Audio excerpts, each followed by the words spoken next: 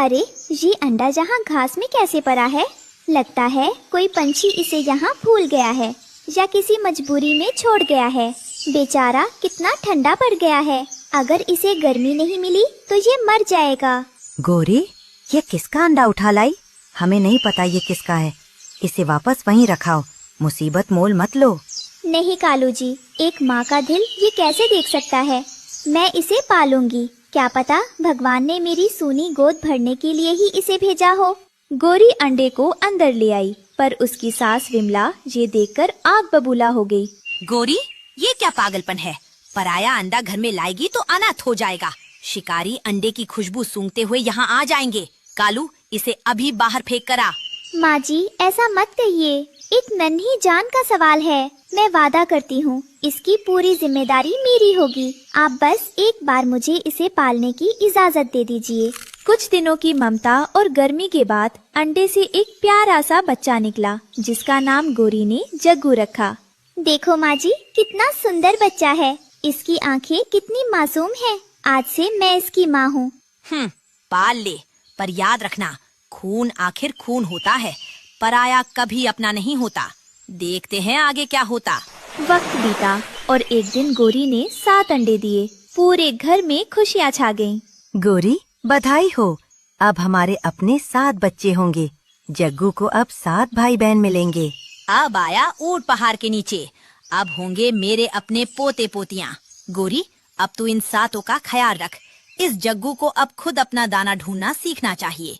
गौरी के 7 बच्चे अब बाहर आ गए थे। दादी विमला 7 बच्चों को तो प्यार करती, पर जग्गू को दुत्कारती रहती। सोनू मोनू, ये लो ताजा पनीर के टुकड़े। और जग्गू, तू वहाँ क्यों खड़ा है? जाकर कहीं से सूखी रोटी ढूंढ। मेरे असली पोतों का हक मत मार। दादी, मैंने क्या गलती की? मैं भी तो आपका ही पोता हूँ ना। चुप कर, तू हमारा कोई नहीं है। तू बस एक लावारिस अंडा था। गौरी ने जब ये सुना तो उसे बहुत दुख हुआ और वो जग्गू के पास जाकर खड़ी हो गई। माँ जी, बच्चों में फर्क मत कीजिए। जग्गू ने हमें हमेशा प्यार दिया है। मेरे लिए मेरे 7 बच्चे और जग्गू एक बराबर हैं। जग्गू बेटा, तुम दादी की बातों का बुरा मत मानो। ये लो, मेरा आधा दाना तुम खा लो। मम्मा, क्या मैं सच में आपका बेटा नहीं हूँ? दादी ऐसा क्यों कहती हैं? एक दिन बच्चे गेंद से खेल रहे थे, तभी कालू के सगे बच्चों और जग्गू में बहस हो गई। जग्गू भैया, ये मेरी गेंद है। दादी ने कहा है कि इस घर की हर चीज हमारी है, आपकी नहीं। आप तो कहीं बाहर से आए हो। सीनू, मैं तुम्हारा बड़ा भाई हूँ, बेटा बड़ा नहीं होता। चलो मिलकर खेलते हैं। हटो यहाँ से। जग्गू, तू मेरे बच्चों को परेशान मत कर। खबरदार जो इन्हें हाथ भी लगाया। दादी की कड़वी बातों से तंग आकर जग्गू ने भारी मन से घर छोड़ने का फैसला किया। जब इस घर में मेरे लिए कोई प्यार ही नहीं है तो मेरा यहाँ रहना ठीक नहीं। मम्मा, मुझे माफ कर देना। मैं आपकी आंखों में आंसू नहीं देख सकता। मैं अपनी दुनिया खुद ढूंढूंगा। जंगल में अचानक तेज बारिश और तूफान आ गया। जग्गू एक पेड़ की खोखल में छुप गया। कितना अंधेरा है। मम्मा और भाई बहन घर पर क्या कर रहे होंगे? क्या उन्हें मेरी याद आ रही होगी? पर मुझे मजबूत बनना होगा। तभी जग्गू के कान में 2 शिकारी चीलों की आवाज पड़ी, जो पास ही बैठे थे। अरे लखा, वो बरगद वाले कौवों के घर में आज 7-8 नन्हे बच्चे अकेले हैं। बड़े कौवे शादी में गए हैं। वाह, आज तो दावत होगी। चलो, बारिश रुकते ही उन सबको चट कर जाएंगे। ओह नहीं, ये तो मेरे परिवार की बात कर रहे हैं। चाहे वो मुझे पराया समझे, पर मैं उन्हें मरने नहीं दे सकता। जग्गू अपनी जान की परवाह किए बिना तेज तूफान में उड़कर अपने घर पहुंचा। दादी, दरवाजा खोलिए, जल्दी कीजिए, शिकारी आ रहे हैं। सोनू, मोनू, सब खिड़कियां साथ बंद कर लो। तो फिर आ गया। हमें तेरी मदद की जरूरत नहीं है, जा यहाँ से। तभी दोनों शिकारी चीलें घर पर टूट पड़ी। विमला डर के मारे कांपने लगी। खोलो दरवाजा, आज कोई नहीं बचेगा। दादी, पीछे हटिए। बच्चों, रसोई से लाल मिर्च का डिब्बा लाओ, जल्दी। जैसे ही चील ने अंदर घुसने की कोशिश की, जग्गू ने डंडे से उस पर हमला किया और उसकी आंखों में लाल मिर्च डाल दी। मेरी आंखें! बचाओ, ये बच्चा तो बहुत खतरनाक है। भागो यहाँ से लट्ठा। जग्गू, तुमने अपनी जान दांव पर लगाकर हमें बचा लिया। मैं कितनी गलत थी। गोरी और कालू वापस आए तो देखा कि दादी जग्गू को गले लगाकर रो रही हैं। ये क्या हो रहा है? सब ठीक तो है ना? गोरी, मुझे माफ कर दे। आज इस पराये ने ही हमारे सगे बच्चों की जान बचाई है। जग्गू हमारा पराया नहीं, इस घर का सबसे बहादुर बेटा है। अब घर में कोई भेदभाव नहीं था। जग्गू अपने सातों भाई बहनों के साथ खुशी खुशी रहने लगा।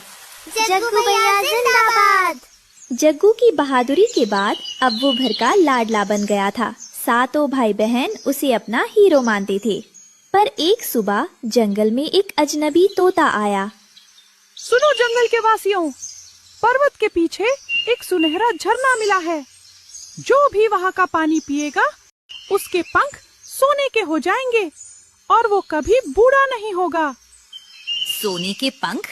अगर मेरे सातों पोते सोने के हो गए तो हम जंगल के सबसे अमीर पक्षी बन जाएंगे। तालू, हमें वहाँ जाना ही होगा। जहाँ पूरा परिवार उत्साहित था, वहीं जग्गू को कुछ गड़बड़ लग रही थी। दादी, मम्मा, मैंने सुना है कि जो चीज मुफ्त में इतनी कीमती दिखे वो अक्सर खतरनाक होती है।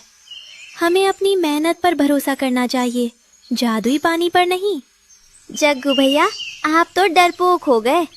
आप नहीं चलना चाहते तो मत चलिए, हम तो सोने के पंख लेकर ही आएंगे। गोरी और जग्गू के मना करने के बावजूद विमला और सातों बच्चे अजनबी तोते के पीछे पीछे पहाड़ की ओर चल दिए। जग्गू उन्हें अकेला नहीं छोड़ सकता था, इसलिए वो भी पीछे चल दिया। रास्ते में उन्हें बुलबुल चिड़िया मिलती है। अरे विमला, कहाँ जा रही हो सच तच के? अच्छा, सोने का झरना? रुको, मैं भी आती हूँ। हमसे अमीर कोई नहीं होना चाहिए। सब लोग एक विशाल गुफा के अंदर पहुँचे, जहाँ सच में नीला चमकदार पानी गिर रहा था, पर वहाँ का माहौल बहुत डरावना था। आइए आइए, बस एक बार इस पानी में डुबकी लगाइए और अपनी किस्मत बदल लीजिए। चलो बच्चों, सबसे पहले तुम लोग जाओ। जैसे ही सातों बच्चे पानी के करीब पहुँचे, वो पानी अचानक एक चिपचिपे जाल में बदल गया और बच्चों के पैर पत्थर की तरह भारी होने लगे। मामा, बचाओ, मेरे पैर हिल नहीं रहे।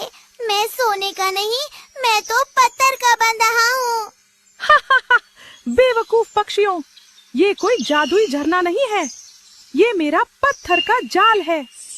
अब मैं तुम सबको पिंजरे में बंद करके इंसानों के शहर में प्रदर्शनी के लिए बेच दूंगा। विमला, कालू और बुलबुल चिड़िया सब जाल में फंस चुके थे। अजनबी तोता अब अपने असली रूप में था। वो एक बहरूपिया बाज था।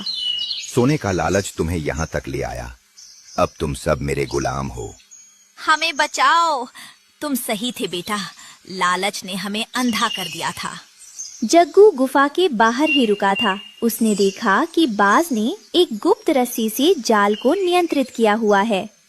अगर मैं उस रस्सी को काट दूं तो शायद जाल ढीला हो जाए, पर बाज बहुत शक्तिशाली है। मुझे कुछ और सोचना होगा।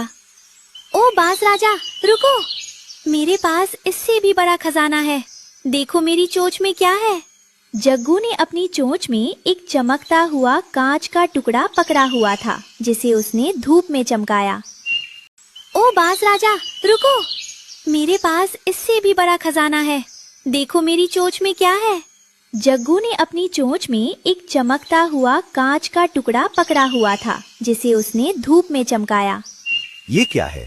क्या ये हीरा है? हाँ, ये हीरा मुझे रास्ते में मिला था। अगर आप मेरे परिवार को छोड़ दें तो मैं आपको वो जगह बता दूंगा जहाँ ऐसे हजारों हीरे पड़े हैं। लालची बाज हीरो के चक्कर में जग्गू के पीछे गुफा से बाहर आया। जल्दी बता, कहाँ है वो हीरे, वरना तुझे कच्चा चबा जाऊंगा। वो देखिए, उस खाई के नीचे चमक रहे हैं। जैसे ही बाज नीचे झांका, जग्गू ने अपनी पूरी ताकत से बाज की आंखों पर मिट्टी झोंक दी। बाज अंधा होकर इधर उधर फरफराने लगा। इसी बीच जग्गू उड़कर गुफा के अंदर गया। दादी, मम्मा, सब लोग मिलकर उस रस्सी को अपनी चोट से काटिए। जोर लगा के, हईशा। सब ने मिलकर रस्सी काट दी और जाल खुल गया। बच्चे आजाद हो गए। जग्गू बेटा, अगर तू ना होता, ना जाने आज क्या होता। जब बाज की आंखें साफ हुईं, तो उसने देखा कि सब पक्षी आजाद होकर उस पर हमला कर रहे हैं। लालची शिकारी, आज हम तुझे नहीं छोड़ेंगे। सैकड़ों कौवों ने मिलकर बाज को चोंच मार मार कर जंगल से भगा दिया। घर लौटते समय विमला का सिर शर्म से झुका हुआ था। जग्गू बेटा, आज तुमने फिर साबित कर दिया कि असली सोना पंखों में नहीं, बल्कि अक्ल और नेक दिल में होता है। मुझे माफ कर दो, मेरे लालच ने बच्चों की जान खतरे में डाल दी थी। हमें माफ कर दीजिए जग्गू भैया, हमने आपको डरपोक कहा था। घर पहुंचकर सबने चैन की सांस ली। दादी, माँ, हमारा परिवार ही हमारा सबसे बड़ा खजाना है। सोने के पंख मिल भी जाते तो क्या हम एक दूसरे के बिना खुश रह पाते? बिल्कुल सही कहा जग्गू, मेहनत का दाना ही सबसे मीठा होता है। कालू की माँ अभी भी अपने थोड़े से चिपचिपे पंख साफ कर रही थी। हाय, सोने की जगह ये गोंद लग गई पंखों में। कालू, अब मैं बाजार कैसे जाऊंगी? सब मेरा मजाक उड़ाएंगे। अरे माँ, अब चुप भी करो। शुक्र मनाओ कि जग्गू था, वरना आज ये सब बाजार में बिक रहे होते। जग्गू और उसके 7 भाई बहनों की एकता अब पूरे जंगल के लिए एक मिसाल बन गई थी। अरे बिटिया की कसम, नेकी ही असली मरहम। याद रखना बच्चों, लालच का अंत हमेशा बुरा होता है और एकता में ही असली जीत है। जग्गू भैया जिंदा